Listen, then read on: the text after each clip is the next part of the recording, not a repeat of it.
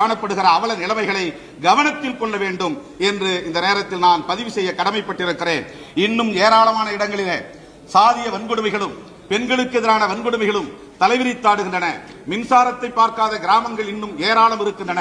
அவற்றையெல்லாம் கவனத்தில் கொண்டுதான் மாண்புமிகு நிதியமைச்சர் அவர்கள் மிக அருமையான ஒரு திட்டத்தை அறிவித்திருக்கிறார் என்பதையும் நான் இந்த நேரத்தில் பாராட்ட கடமைப்பட்டிருக்கிறேன்.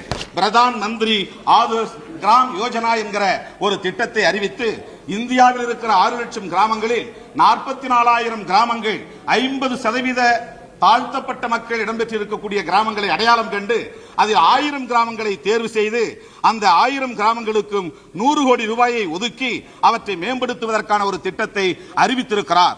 இந்த பரிந்துரை என்பது councils of committee of ministers on Dalit affairs என்கிற அந்த கமிட்டி அந்த குழுவை சார்ந்த அறிக்கைகள் பரிந்துரைகள் என்பதை நான் அறிவேன்.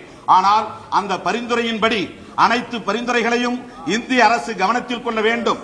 அந்த 1000 கிராமங்களை தேர்வு செய்து ஒவ்வொரு கிராமத்திற்கும் 10 லட்சம் ரூபாய் ஒதுக்கீடு செய்து அவற்றை மேம்படுத்துவதற்கான திட்டத்தை அறிவித்திருக்கிற மாண்புமிகு நிதியமைச்சர் அவர்களுடைய தலைமையில் தான் committee of ministers on Dalit affairs என்கிற அந்த பரிந்துரைகள் வழங்கப்பட்டிருக்கின்றன.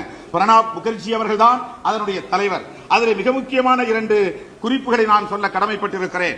ஒவ்வொரு ஒன்றியத்திற்கும், அதாவது மண்டல் என்று சொல்லப்படக்கூடிய பஞ்சாயத்து யூனியன்களில் ஹை குவாலிஃபைடு ரெசிடென்சியல் ஸ்கூல், ஒவ்வொரு ஒன்றியத்திலும் ஒரு பள்ளியை, ரெசிடென்சியல் பள்ளியை, உறைவிட பள்ளியை உருவாக்குவது என்கிற பரிந்துரை வழங்கப்பட்டிருக்கிறது.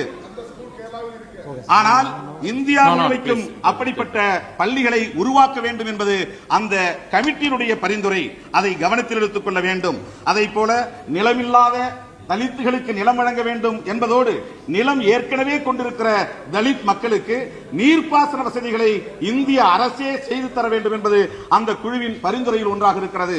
ஆகவே இப்படிப்பட்ட இந்த பரிந்துரைகளை எல்லாம் கவனத்தில் கொண்டு அதை நடைமுறைப்படுத்தினால்தான் ஒடுக்கப்பட்ட மக்கள் தலை நிமிர முடியும். நான் இன்றைக்கு இந்த நாடாளுமன்றத்தில்